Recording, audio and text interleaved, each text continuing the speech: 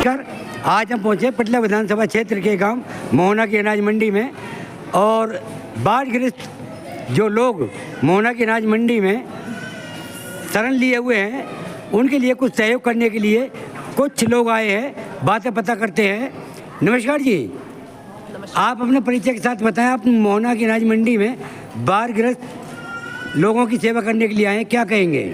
नमस्कार जी, मैं स्वराज सिंह, जिला उपाध्यक्ष भारतीय जनता पार्टी फरीदाबाद महानगर।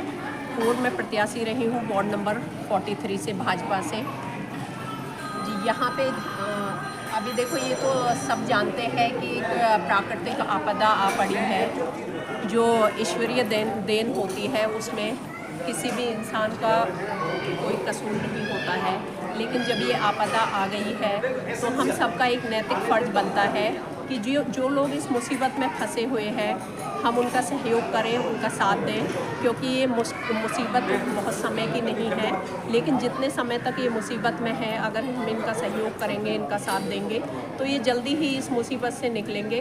तो हम सब भाजपा के कार्यकर्ता मंडल अध्यक्ष हैं छैसा से भाई रिंकू सैनी जी, राहुल भाटी जी हैं, मीना भाटी जी हैं, भावना जी हैं, सागर कौशिक जी है, युद्धवीर जी हैं। हमारी समस्त टीम यहाँ पर आई है। अभी हाईवे पे भी कुछ लोग वहाँ पे 25-30 लोग जो बाढ़ग्रस्त थे और हाईवे पे वो रह रहे थे 3 दिन से, और 3 दिन से उनके बारे में पता भी नहीं चला था। कल ही हमने एक वीडियो देखी कि उन तक किसी तरह की राहत सामग्री नहीं पहुंची थी।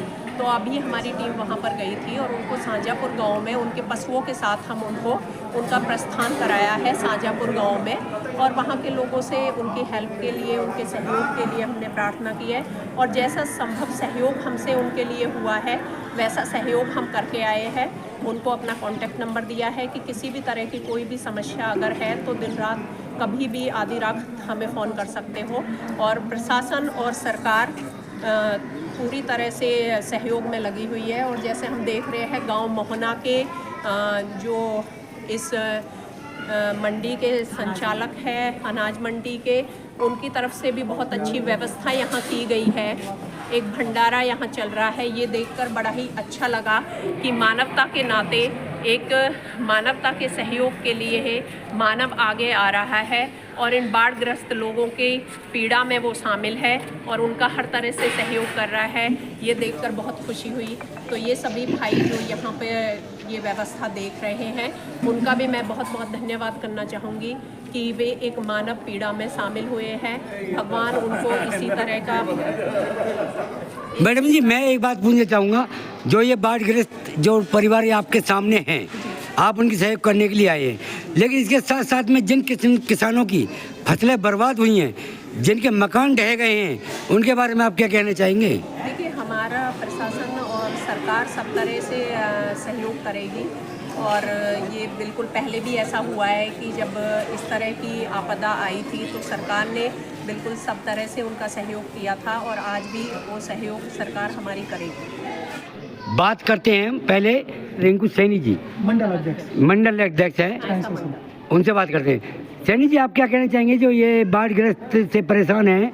देखिए, जैसा कि आप सबको आप अपने परिचय के साथ बताएं। मेरा नाम रिंकू सैनी है, मैं गांव चंदावली से हूँ। छैसा मंडल का मुझे दायित्व मिला हुआ है, और हमारा नैतिक फ़र्ज भी बनता है कि हमारा छैसा मंडल क्या कि जहाँ जहाँ पे हमारा ये प्रकृति की जो आपदा आई है वहाँ पे हम लोगों से मिलें, उनकी एक दूसरे से जुड़ने का कार्य होगा, और उससे उन लोगों को मदद जिस तरीके से हमें मदद पहुंचानी चाहिए उस तरीके से हम कोशिश कर रहे हैं कि उनकी इस आपदा में, इस कठिन घड़ी में हम उनके साथ खड़े हैं। वो ये ना समझे कि सरकार और भारतीय जनता पार्टी उनके साथ नहीं खड़ी है, वो हर कदम पे उनके साथ खड़े हैं। साथ में उनके साथ ही हैं, उनसे पता करता हूँ। नमस्कार भाई साहब। नमस्कार भाई साहब, अपने परिचय के साथ बताएं, आप क्या सहयोग करना चाह रहे हैं इसमें? भाई साहब, मेरा नाम सागर कौशिक है, मैं आईटी में रहा हूँ भाजपा में। तो मैं ये कहना चाहता हूँ, जो हरियाणा सरकार ने ना क्षतिग्रस्त पोर्टल किया हुआ है, जिसमें हरियाणा की जितनी भी फसल का ब्यौरा है, जो भी क्षतिपूर्ण हुई हैं फसलें, उनका ब्यौरा 21 तारीख तक 21 सितंबर तक सबमिट करा दें, और जितनी भी क्षति हुई है उसके ना मुआवजा दिया जाएगा जल्दी से जल्दी। श्रीमान जी, मैं जानना चाहूँगा कि जिनने रजिस्ट्रेशन नहीं कराया हुआ है और जिनके पास ज़मीन है, अगर उनकी जो फसलें बर्बाद हुई हैं उनका क्या होगा? मैं 21 तारीख को उनके लिए ही बनाया गया है ये पोर्टल, क्षतिपूर्ण पोर्टल पे आप अपना ना 21 तारीख तक ब्यौरा दे दीजिए। किसानों से, सब भाइयों से मैं कहना चाहता हूँ, जिन्होंने रजिस्ट्रेशन किया हुआ अपनी ज़मीन का, वो या अदर? नहीं, जिनने किया हुआ है और जिनका नहीं हुआ है, जिनका नहीं हुआ है वो 21 तारीख तक अपना पोर्टल पे रजिस्ट्रेशन करा लें, अपने फसल जो खराब हुई है उसका ब्यौरा दें, है ना। तो बात कीजिए और इनको जो भी हारी बीमारी है इनको वैसे आपके यहाँ हॉस्पिटल तो है ही, अपना मोहना सबसे बड़ा है ना जी। मैडम जी, मैं दोबारा आपके पास आया हूँ। आपको जो ये परिवार हैं, इन्होंने कुछ समस्या बताई, इसके बारे में आप बताएंगे, क्या बता रही है? इन्होंने कुछ समस्या बताई है, कुछ इन्होंने बताया कि वैसे ही हम आ गए, हमने जो कपड़े पहने हुए हैं वही कपड़े हैं हमारे पास। कपड़ों की समस्या उन्होंने बताई है कि हमारे पास कपड़े नहीं है और कपड़े धोने के लिए वॉशिंग पाउडर, साबुन का इंतजाम नहीं है, चप्पल नहीं है। तो हमने उनको आश्वासन दिलाया है कि आपके पास जो असुविधा है हम आपका सहयोग करेंगे और उसका सहयोग करने के लिए हम तैयार हैं बिल्कुल। और अभी मेरे कानों में आवाज़ आई है कि मेडिसिन के लिए बोल रहे हैं लोग। हाँ, मेडिसिन के लिए बोल रहे हैं। वो कह रहे हैं कि यहाँ पे हमें कोई बीमार हो जाए तो हमारे पास मेडिसिन का भी इंतजाम नहीं है। ये प्रशासन को करना चाहिए ना। वो प्रशासन करेगा, ये बात हम प्रशासन तक पहुँच करेगा मैडम, तो बाद में। लेकिन आपसे पहले इन लोगों को आज 4 दिन हो गए इन लोगों को, जहाँ भी कैंप लगे हुए हैं, जहाँ बाढ़ पीड़ित लोगों को रखा गया है, जो भी शिविर है वहाँ पर मेडिकल सुविधाएं की हुई है। लेकिन आज हम यही जायजा लेने के लिए आए थे कि कहीं पे अगर मेडिकल सुविधा नहीं है, किसी तरह की कोई परेशानी है, तो हम उन लोगों से बात करें और जो समस्या है उनके सामने उन समस्याओं का सॉल्यूशन कराएं। ठीक, नमस्कार।